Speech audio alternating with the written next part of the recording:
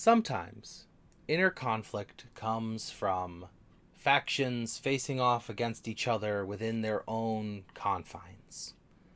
Other times, inner conflict is just a mild disagreement between friends. Sometimes inner conflict is one of your satellites decides to betray you to the world government and causes a whole bunch of problems on that end. And sometimes inner conflict is, oh, what time is it? Yes, 11 o'clock at night because you decided to look at camera equipment online instead of doing your YouTube video, and then you went and saw the Garfield movie, and now you're recording about an hour before you're going to bed because you got work in the morning and videos upload on Monday. That's what I do. I make it on Monday at noon. So, yeah. Ladies and gentlemen, this is One Piece, chapter 1116, Inner Conflict. Our manga art, the art for this chapter this week starts with Yamato receiving some medicine and some dumplings from Osuru to help along the journey of Cross Wano because we've already given Yamato a bento box, a task, and now medicine, just in case someone gets sick along the way. Hopefully, all of these items are relevant to the journey at hand. I'm sure we'll see some sick person that gets the medicine, and someone else will be hungry and they'll get fed, and the dumplings will be for extra energy at the top of a cold, cold mountain. But whatever struggles Yamato faces, we know that it's going to be okay because this is a cover story and nothing bad ever happens during those, right? So the chapter begins with Vegapunk continuing his explanation, and that's going to be the theme for the next few chapters, so get used to me saying that a lot. And Eam is not happy. We actually see Eam shouting, Vegapunk! As I don't know what Eam's voice actually sounds like. I think we're getting to the point in the anime where we're about to hear Eam's voice, so look forward to that, because I'm sure that's something Oda had to approve, because this might be the key information to knowing whether or not Eam is a guy or a girl or what have you. Who knows? Maybe they'll have two voice actors both doing Eam at the same time just to keep people guessing even further. However they decide to do it, Eam's rage and anger cuts to Alabasta with a very similar portrait on the wall. See, I should mention the portrait on the wall in Eam's room. That's dumb of me. It is a big picture of Lily. What is Eam's obsession with Lily? Is this a romantic obsession? Is this the one that got away? Maybe Eam is such a perfectionist that the fact that Alabasta turned down the eternal wealth and power and control of the world, that Eam killed Lily and was like, okay, someday, don't know when, someday I'm gonna come back for your descendant, preferably when she looks exactly like you, because then it completes my perfect little set. For all we know, maybe the five elders aren't the only eternal living beings. Maybe all 20 kings are still alive. Maybe they're the rest of the gods' knights. Actually, does the number add up there? Five elders, Eam, I think there's 10 God's Knights. What's that, 16? 17 would be Lily, so maybe 18, 19, 20 or someone else or something else. Who knows? Whatever the reasoning is, Eam has a really big picture of Lily. So he either hates her for what she did, or Eam loves her obsessively, like a yandere kind of scenario.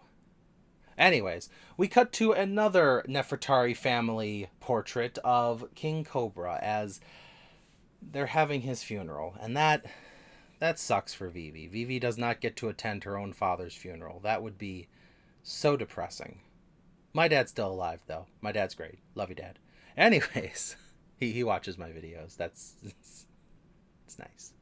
But as this funeral is going on, Igaram is making wanted posters. Well, not wanted posters, missing posters. Have you seen this princess? And he is crying because, well, he's been fretting over Vivi ever since she was a little girl. And now, with King Cobra gone, I guess Igaram's in charge of Alabasta right now? Igaram, Chaka, and Pell all working together? Maybe a tribunal right now? But that is what is going on over there. We have Cobra's funeral, as Vegapunk explains during the funeral that he found a way to make infinite energy. And he's very proud of that because the ancient kingdom had this infinite energy source. And even though Vegapunk himself says it is incomplete, this is not finished, it's not a finished project, but I've kind of done it. I have created the Mother Flame, a wonderful source of energy that will provide power to everything that exists and needs electricity or energy or solar power, whatever it needs. Unfortunately, a piece was stolen, and when that piece got stolen, that's when Leluzia was erased from the map. And then the sea levels rose. And that's kind of the pieces and parts Vegapunk needed to understand exactly what the ancient weapons are capable of. I'm getting a little ahead of myself. Let me see if I can bring it back. So, the chapter then continues to Edison talking to Stussy and letting her know, hey, there was a big old earthquake you heard up there. And she's like, yeah, what was that about? And he goes, well, something cut the basement of the labo phase off and it fell down to the ground. Or no, that was the stratus phase. This is the labo phase down here, I think. Well, anyways, the basement is down here now, along with CP0, the remaining seraphims, and unfortunately, the island cloud that Edison was creating. So he can no longer expand it. What we've got is what we've got. He's like, listen, Stussy, I don't know what else to tell you, but this is the time to leave. You gotta hang up the phone with me. We're done talking. Just get with the Straw Hat crew and get out of here. You've earned this. You are allowed to leave. And Stussy actually asks in response, can I free Kaku while I'm at it? You know, I promise I'll make sure he doesn't go after the Straw Hats. In fact, I'm pretty sure I know exactly what he's going to do when I pop the bubble. And Edison just goes, listen, I get it. They were your friends. You were very loyal to the Stella. You helped him, but you were also very loyal to CP0, and you made some friends. You actually see a very sympathetic look on Kaku's face as Stussy is crying over this. He's like, do what you think is right. This conflict of interest, the fact that you're loyal to two groups and you don't want either of them to hurt, that's a sign you're human, Stussy. And you really need to hold on to that. And I love this unspoken chemistry going on here. I really hope the two of them find Lucci and the three of them get off this island together. I cannot believe I just said, I hope Rob Lucci gets out of this alive. I hope Stussy and Kaku get out of this alive with Lucci, who happens to be their friend. That's how I'm going to word it. So we cut to a few more locations as Vegapunk continues to explain about the destruction of Leluzia. You see a few of the Revolutionary Army officers, or at least their, second in commands listening in. We also cut to Moda and Komil, if you don't know who those are. Moda is the lovely young lady who Ace saved, she saved Ace from drowning in a river. And then he delivered her message to Komil. He was the Marine captain who didn't have any milk for his coffee, and he got the letter from Ace after they tried to capture him that said, hey, you want to buy some milk? Come on down to Leluzia, which we didn't know it was Leluzia at the time. But then he did, and now his base has milk, and he doesn't say this, but as he's listening, he's like, oh my god, an ancient weapon did that? And I can only imagine him thinking in his head, good God, I get my milk from there. Our coffee will be black again. I don't like drinking black coffee. I like my milk in my coffee. Where will I buy milk now? Also, the world is sinking. That's got to be a problem. So, time's running out for that base. They need to get some more milk. We also cut to the Province Kingdom, where King Elisabello, he's talking to Dogma, and he goes, hey, Dogma, go look into this, because if Leluzia is actually destroyed, that's a big problem. I'm guessing an ally of Providence, or at least just information in general. So Dogma's off on that. As Vegapunk continues to explain this, the things that happened, the result of the destruction of Leluzia, confirms his belief, his suspicion, that the ancient weapons can rise again. Oda chooses to focus on three individuals very important to this statement. Momonosuke, who immediately is like, whoa, does that mean, Pluton can... And before he can finish his thought, Kinemon kind of shuts him up because, there are civilians around listening in, my lord. You can't talk about the ancient weapon being right here. We also cut to Shirahoshi, who is the ancient weapon Poseidon. So she's... I forget if she's aware. She's aware that the Sea Kings listen to her. I'm not aware if she is aware that she is Poseidon. I know she knows she can talk to Sea Kings, but maybe they explain that to her. I'd have to reread Fishman Island. It's been a little bit. But the most important one is Crocodile, who I will get back to in a moment because another reveal kind of links to what I'm going to talk about with Crocodile. So Vegapunk then goes on to say that, unfortunately, given all the information he has, we don't know who used the weapons. We don't know if it was Joy Boy using it to fight back against the ancient or the 20 kings, or if it was the 20 kings using them to fight the ancient kingdom. The ancient kingdom made these weapons, but who knows if they got turned against them. So again, as Vegapunk's been saying, do not mark me down for who's good and who's evil on this one. I'm just saying what happened. There was 20 kings. There was Joy Boy. There was an ancient kingdom. There were 20 other kingdoms that wanted to get rid of it. There were ancient weapons. Those ancient weapons sunk the world. I created a power source that can turn them back on. I'm sorry. I don't know how to take that part back. Part of that flame got stolen, so that's how it got powered, and I know all of that. But I'm not the only one who knows all this. And that's the kicker. There is a group out there who is already aware of what happened to the world. And the thing that confuses me, Vegapunk, is why didn't they say anything? Why did they disband? Why did this group separate in order to... Well, what did they even separate in order to do? But they disbanded immediately after they learned the truth. That group being the Roger Pirates. As soon as he says that, the whole world freaks out. You see Crocus and Laboon listening in on this, and everybody's like, oh my gosh, why do pirates know the true history of the world? And this is the first time in One Piece where I've ever been reading a chapter, and I, turn the page and I see Vegapunk say, the Roger Pirates know the truth of the history. And I said, oh wait, I already knew that. Apparently it was so shocking my light went out. One moment, please. So yeah, the Roger Pirates know what happened, and despite my initial shock, Rayleigh told us that over 500 chapters ago. He was like, yeah, me and the Roger Pirates, we all know what happened. Would you like to know? And Robin was like, no thank you. And Usopp was like, you could tell us where the One Piece is. And Luffy said, if you do that, I will quit being a pirate. That's right, we'll end this series now. And Usopp said, whoa, hang on. I like the steady paycheck of chapter after chapter after chapter. So let's not learn the true history of the world right now. Cut to 600 chapters later and we still don't know. But we're learning, and that's what's important. But Vegapunk also mentions that, aside from the Roger Pirates knowing everything, the truth of this world will be revealed, unfortunately, on the precipice of its drowning. So we will learn what happened maybe a couple days before the ocean completely swallows us whole. I don't know what that means. It's very ominous, but that's an important piece of information.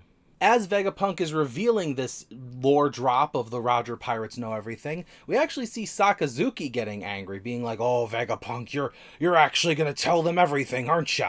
And, well, now we know Sakazuki knows something, so that brings me back to the Fleet Admiral's probably privy to some kind of information. But that is not the only realization we have around here. We actually have York, who of all people is still running around thinking, and she's like, okay, there's absolutely no way Vegapunk knew that I stole the Mother Flame. How did you do that? You're a terrible liar, you're a terrible actor. She pauses, she's like, were you actually shocked when you found out I was the traitor? Or was that acting? Did you trick me? No, there's no way if I was that close to you that you wouldn't have come up with some countermeasure if you knew that I was going to betray you. Which, I just want to back up for a second. She brags, to herself that, like, I was so smart. I cut myself off from the upload system, so you guys don't have my memories. Note clearly how York is the only one not in Vegapunk's recording when he tells the world the truth. We see every other satellite with him in some capacity. York, Vegapunk, all Vegapunks have a maximum intelligence stat. Their wisdom stat, on the other hand, is not that great. They're not really good at seeing through obvious facades. For example, York, if you cut yourself off from, uploading your memory, and all the other satellites, plus the Stella, do not remember going into the Mother Flame room, taking a chunk of it, and leaving, by process of elimination, when Vegapunk goes in there and goes, there's a piece of the Mother Flame missing. Let me just check everybody's memories. That's weird. Everyone except York has an uploaded memory for that day. That's weird. I wonder who took the Mother Flame chunk. Maybe I should start planning for this. Like I said, wisdom and intelligence, way different stats. But it is during this moment that York has a realization. Hey, elders, I figured out where the snail is. And all 5 elders are like, except the sandworm, who, by the way, Jupiter, I called it. He's eating. Cipher pull agents. That's horrifying. So the other 4 are like, okay, York, where is it? And she went, it's guarded by the Iron Giant. As we see the Iron Giant walking through the flames, its eyes aglow with power. So that might be the next chapter. While Vegapunk's explaining, we see the ultimate Royal WWE beatdown, 5-on-1, the Elders versus the Giant. But finally, the chapter comes to a close as Shaki, back at her bar, is telling Rayleigh, maybe it's time I cut you off. You need to stop drinking. You're getting a little out of hand, as she's throwing some ruffians out of her bar. And Rayleigh's like, oh, what do you know? It's okay. It's all good. Vegapunk, you gotta stop. Snail, tell Vegapunk, stop talking. He's spoiling all the fun for all the youngsters. We're not supposed to give away the ending, right, Roger? And obviously Roger's not there, but poor Rayleigh. He's reminiscing the true history of the world now, all without his best buddy. He's got his wife, though, so that's kind of nice. So, I bet you're all wondering, Hero, what about Crocodile? Buggy's in danger! And I don't just mean, like, the danger he's been in, where, like, Crocodile and Mihawk could kill him at a moment's notice, or, the fact that the 2 of them are very mad at him for making the entire crew want to go after the One Piece. No. Buggy is a member of Roger's crew. That is public knowledge. And Vegapunk just said the Roger pirates knew about the world sinking. Regardless of what Shanks and Buggy learned, because remember, Buggy got sick, Shanks stayed back to take care of him, so the 2 of them know slightly less than the rest of the crew. That's not going to be good enough for Crocodile and Mihawk. I mean, maybe Mihawk just because he doesn't care. Mihawk just wants to be left alone, be the world's greatest swordsman, and wait for the day Zoro comes to take that title. Crocodile, on the other hand, he's a little eye-twitchy. Crocodile wanted that Pluton.